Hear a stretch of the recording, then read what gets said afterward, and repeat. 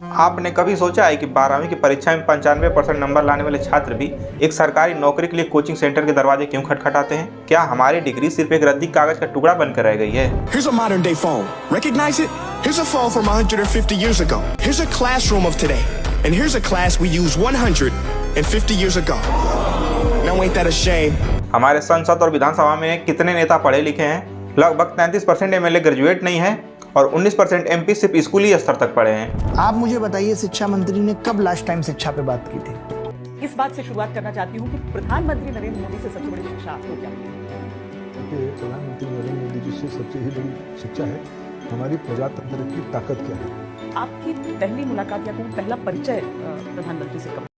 और ये वही लोग हैं जो एजुकेशन सिस्टम बनाते हैं। क्यों भारत का बच्चा 15 साल स्कूल में पढ़कर भी एक साधारण फॉर्म नहीं भर पाता? क्यों दुनिया का सबसे ज्यादा कोचिंग सेंटर हमारे भारत में, और क्यों स्कूल कॉलेज की डिग्री सिर्फ एक शोरूम बन के रह चुकी है? हर साल भारत में 1.5 मिलियन से अधिक इंजीनियर निकलते हैं, लेकिन एक सर्वे कहता है कि उनमें से 80% रोजगार के लायक नहीं होते। यह सिर्फ हमारी विफलता नहीं है, ये हमारे भविष्य के साथ एक धोखा है। पढ़े लिखे लोग विदेशों में चमकते हैं और भारत में चपरासी से लेकर आईपीएस तक हर सरकारी नौकरी के लिए एक ही जवाब, कोचिंग कर लो भाई। हमारे नेता खुद बेयरली पास हैं, लेकिन पूरे देश का एजुकेशन सिस्टम डिजाइन करते हैं। अभी हम लोग के एजुकेशन मिनिस्टर पहले पेट्रोलियम मिनिस्टर थे, अभी एजुकेशन मिनिस्टर। भाई अब आप कैसे सोचिए, हम अपने एजुकेशन मिनिस्टर का हम डिसरिस्पेक्ट नहीं कर रहे हैं, बट आप कभी स्कूल के क्लर्क रूम में जा गए नहीं, कहाँ कॉपी चेक होता है गए नहीं, क्वेश्चन कैसे बनता है नहीं गए, यहाँ पर प्रिंसिपल क्या क्या पावर होते हैं क्या नहीं होते हैं, बच्चे क्या बदमाशी करते हैं नहीं एजुकेशन सिस्टम संभालेंगे। हर साल लाखों छात्र चीटिंग, स्कैम और पेपर लीक के दलदल में फंसकर भविष्य खो देते हैं।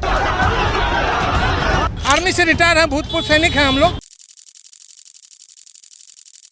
नमस्ते दोस्तों, आज हम उस शिक्षा की बात करेंगे जिसे भारत में ज्ञान की मंदिर कहा जाता है। लेकिन क्या ये सच में मंदिर है या सिर्फ एक ऐसी फैक्ट्री जहां सिर्फ रट्टू तोते तैयार होते हैं? आज हम इंडियन एजुकेशन सिस्टम को सबसे बड़ा एक्सपोज करने वाले हैं। भारत में शिक्षा का मतलब नॉलेज नहीं बल्कि सर्वाइवल बन चुका है। स्कूल में 12 साल, कॉलेज में 3 से 4 साल, फिर कोचिंग में 2 से 5 साल। इतने साल देने के बाद भी बच्चे कहते हैं भाई अभी तो तैयारी शुरू हुई है। भारत में शिक्षा एक इंडस्ट्री है और छात्र एक प्रोडक्ट। हमारे स्कूल की बातें करें, 20 साल की पुरानी किताबें, रट्टा मारने की संस्कृति और zero practical knowledge, outdated syllabus और टीचर जिनका खुद का इवोल्यूशन कभी हुआ ही नहीं। बच्चे जब सवाल करते हैं कि सर ये पढ़कर हम करेंगे क्या, तो स्कूल जवाब देता है कि ये बोर्ड एग्जाम में आएगा। बस यही है हमारा एजुकेशन मॉडल। आज स्कूल और कॉलेज शिक्षा देने के बजाय अटेंडेंस सेंटर बनकर रह गया है और असली पढ़ाई, असली कंपटीशन की तैयारी कहाँ हो रही है? कोचिंग सेंटर में। मैं आपसे एक सवाल पूछ रहा हूँ, जब आईआईटी, नीट, यूपीएससी के लिए एक छात्र को 5 से 10 लाख रुपए कोचिंग पर खर्च करने पड़ते हैं, तो स्कूल में फीस किस बात की दी जा रही है? अभी आप बोलोगे जाके सरकारी में पढ़ो वो तो फ्री है, तो सरकारी स्कूल की हालत आपको भी अच्छे से पता है। बहुत दिक्कत होता है, बहुत दिक्कत होता है। क्या कहना चाहोगी सरकार से? बिल्डिंग बना दे, तकलीफ होता है बहुत, पढ़ने में बारिश होता तो इधर उधर भागना पड़ता है।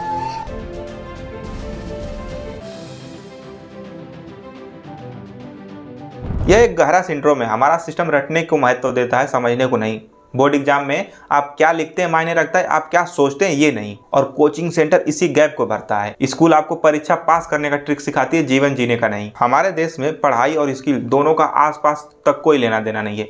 एक स्टूडेंट इंजीनियरिंग की डिग्री लेता है, लेकिन उसे इंडस्ट्री में इस्तेमाल होने वाले इंपॉर्टेंट सॉफ्टवेयर या व्यवहारिक कौशल की कोई जानकारी नहीं होती। फिर रिजल्ट क्या होता है? इंडस्ट्री कहती है हमें स्किल्ड लोग नहीं मिलते और छात्र कहता है हमें नौकरी नहीं मिलती। बाकी इंस्टीट्यूट, यूनिवर्सिटी और कॉलेज को तो आप छोड़ ही दो। आईआईटी बॉम्बे में 2024 में लगभग 36% बच्चों का प्लेसमेंट ही नहीं लगा। मैं आपको एक कहानी सुनाता हूँ, एक लड़के का जिसका नाम है संजीत, एक 18-19 साल का विद्यार्थी जिसका सपना एसएससी की तैयारी करना है। स्कूल में एवरेज था, लेकिन उसके अंदर एक बड़ी आग थी, देश को बदलना है, ऐसा उसने अपनी माँ से बोला था। उधार लेकर गया कोचिंग की तैयारी करने। उसने कोचिंग की तैयारी शुरू कर दी। हर सुबह उठकर घंटों पढ़ाई करता था, सोशल मीडिया से बिल्कुल दूर, ज्यादा दोस्तों से बातचीत नहीं, पढ़ाई करता था क्योंकि अंदर एक जुनून था। लेकिन एक दिन उसे पता चला कि एसएससी की पेपर में परीक्षा लीक हो गया है। तो उसे कुछ दोस्तों ने बताया कि कुछ छात्रों ने रिमोट एक्सेस सॉफ्टवेयर से अपने कंप्यूटर पर पेपर हल करवाए थे और लाखों रुपए दिए थे इस चीटिंग के लिए। संजीत की मेहनत, उसकी रातें, उसके सपने कहीं एक सिस्टम के भूख के जहाज में खो गए। अगर आप भूल गए हैं तो मैं याद दिला देता हूँ। याद कीजिए, हाल ही में हुए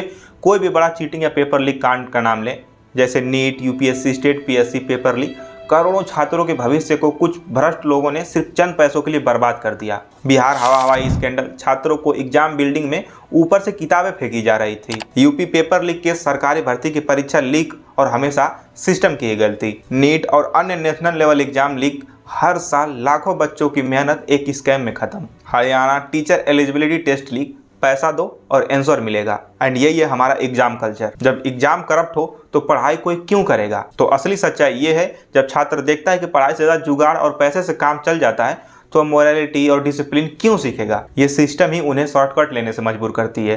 मैनर, डिसिप्लिन और सिविक सेंस, ये सब हमारे यहाँ लोग क्यों नहीं दिखाते हैं? इसके अलावा आपने कभी सोचा है कि हमारे यहाँ छात्र पब्लिक प्लेस पर कचरा क्यों फेंक देते हैं, ट्रैफिक रूल्स को फॉलो क्यों नहीं करते हैं? तो इसका सबसे बड़ा कारण है हमारा एजुकेशन सिस्टम, जो सिर्फ मार्कशीट तक सीमित है, बिहेवियर डेवलपमेंट तक नहीं। नॉर्वे या फिनलैंड जैसे देशों में स्कूल में सफाई, सामुदायिक सेवा और लोकतांत्रिक मूल्यों की शिक्षा बचपन से दी जाती है, लेकिन हमारे यहाँ सिर्फ फार्मूला और डिफिनेशन रटना, यही सबसे बड़ी जिम्मेदारी है। हमारे यहाँ अगर कोई छोटा बच्चा 10 तक टेबल, काउंटिंग अगर ये सब नहीं जानता हो तो वो सबसे बड़ा लूजर माना जाता है। हाँ, वहीं अगर कोई बच्चा ये सब जानता हो और उसे बात करने की तमीज ना हो, डिसिप्लिन, मैनर ना हो, तो उससे कोई फर्क नहीं पड़ता, बस उसे 20 तक टेबल आना चाहिए। अपने भारत की तुलना जब हम विकसित देशों से करते हैं तो फर्क हमें साफ दिखाई देता है, जबकि वो भारत के मुकाबले बहुत छोटे देश हैं। जैसे कि फिनलैंड, दुनिया का नंबर 1 एजुकेशन सिस्टम, कोई ट्यूशन कल्चर नहीं, कोई बोर्ड एग्जाम नहीं, कोई रट्टा नहीं, teacher PhD level trained, practical plus life skill education and student happiest in the world. वहीं जापान में discipline based learning, civic sense training,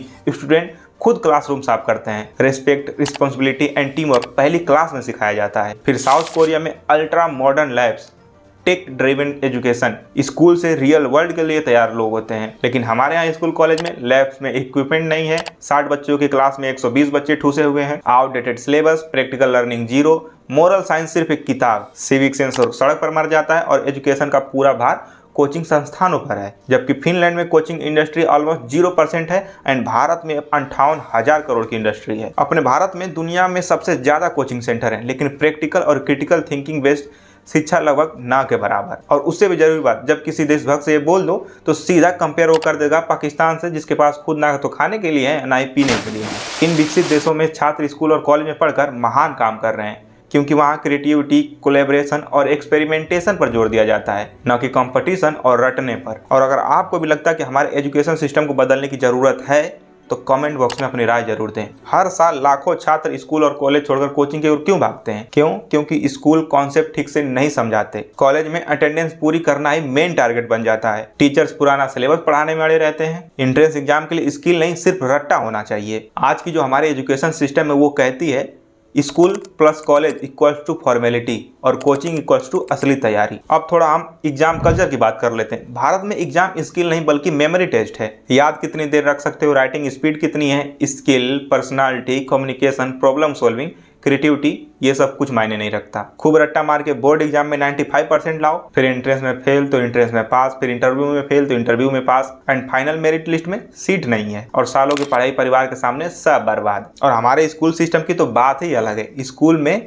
exam का मतलब है कि जो टीचर्स ने कॉपी में लिखवाया है वही एज इट इज होनी चाहिए, नहीं तो नंबर काट लेंगे। चैप्टर में क्या था, उसने क्या सीखा, उसमें क्या जरूरी था, चैप्टर क्यों पढ़ा, उससे कोई मतलब नहीं। लेकिन वही जब पढ़ाई कंप्लीट करके काम पर जाते वक्त पूछते हैं टीम वर्क आता है, कम्युनिकेशन आती है, क्रिएटिविटी आती है, प्रॉब्लम सॉल्विंग आती है, तो जवाब होता है नहीं, ये चीजें नहीं स्कूल में सिखाई जाती है और नहीं कोचिंग में सिखाई जाती है, क्योंकि सिस्टम ही उन्हें मायने नहीं देता। हर जगह पेपर लीक, चीटिंग, फिलहाल ये भारत में सबसे अपने पीक पर है। तो जब परीक्षा ही भ्रष्ट है तो पढ़ाई की क्या औकात। हमारे यहाँ का सबसे बड़ा मजाक ये है कि जिन लोगों ने खुद स्कूल कॉलेज बड़ी मुश्किल से पास किया वे पूरे देश का एजुकेशन सिस्टम चलाते हैं। MP MLA की क्वालिफिकेशन देखिए तो कई सिर्फ 8th एंड 10th पास है पर कानून बनाएंगे IAS के ऊपर। इसीलिए syllabus outdated, policies half backed, decision vote bank आधारित और एजुकेशन करप्शन का सबसे आसान बिजनेस। ADR के रिपोर्ट के हिसाब से लगभग 33% MLA ग्रेजुएट नहीं है एंड करीब 19% MP केवल 5 से 12वीं तक की पढ़ाई किए हैं। एंड ये वही नेता हैं जो हमारा सिलेबस तय करते हैं, एग्जाम पॉलिसी बनाते हैं और नौकरी प्रक्रिया को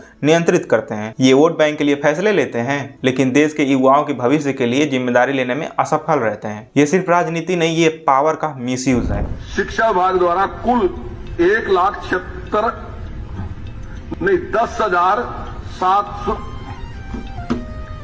1,76,007 से शुरू। इसका हाल ही में उदाहरण आपने बिहार में देखा होगा। एजुकेशन सिस्टम को वोट बैंक और सस्ते प्रचार का मीडियम बना दिया जाता है। टीचर्स की भर्ती में धांधली, सरकारी स्कूलों में निजीकरण और शिक्षा बजट में कमी, यह साफ दिखाता है कि शिक्षा उनकी प्रायोरिटी नहीं है। आप ये वीडियो देख सकते हैं। ये वीडियो मध्य प्रदेश के शिवपुर के सरकारी स्कूल के बच्चों की है जो नीचे जमीन पर पेपर पर खाना खा रहे हैं। ये वही राज्य है जहां सिर्फ बच्चों को खाना खिलाने के लिए बर्तन का बजट सिर्फ 5 करोड़ पास हुआ था।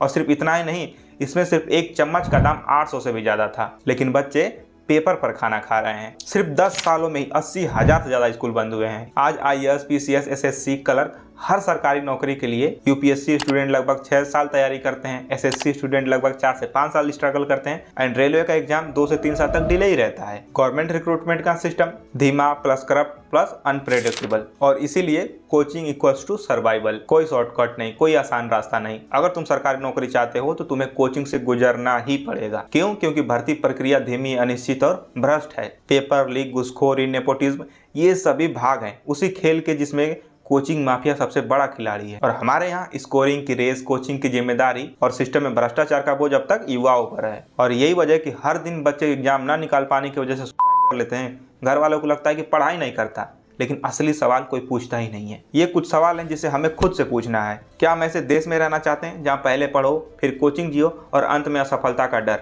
या एक ऐसे देश की ओर बढ़ रहे हैं जहाँ शिक्षा सिर्फ परीक्षा नहीं, जीवन की तैयारी हो? क्या हम चाहते हैं कि आने वाली पीढ़ियाँ ज्ञान के बोझ तले दबें या वह ज्ञान से सशक्त होकर आगे बढ़ें? और अगर आज हमने सवाल नहीं किया तो हर दिन बच्चे ऐसे ही सुसाइड करते रहेंगे। ये वीडियो सिर्फ एक खुलासा नहीं है, आपकी और मेरी वार्निंग है। अगर आप स्टूडेंट हैं तो डेफिनेशन के साथ साथ स्किल भी सीखिए। अगर आप माता पिता हैं तो अपने बच्चों को सिर्फ मार्क्स होल्डर मत समझिए, उनको जीवन जीने की तैयारी दीजिए। अगर आप टीचर्स हैं, छात्रों के भविष्य में सिर्फ स्कोरिंग नहीं, विकास को महत्व दीजिए। और अगर आप एक नेता या फिर डिसीजन मेकर हैं तो स्वार्थ की राजनीति छोड़िए और शिक्षा को उसका सही आकार दीजिए। तो शेयर कीजिए वीडियो ताकि हर घर में एक सवाल पहुंचे कि हमारा एजुकेशन सिस्टम हमें बना रहा है या फिर तोड़ रहा है।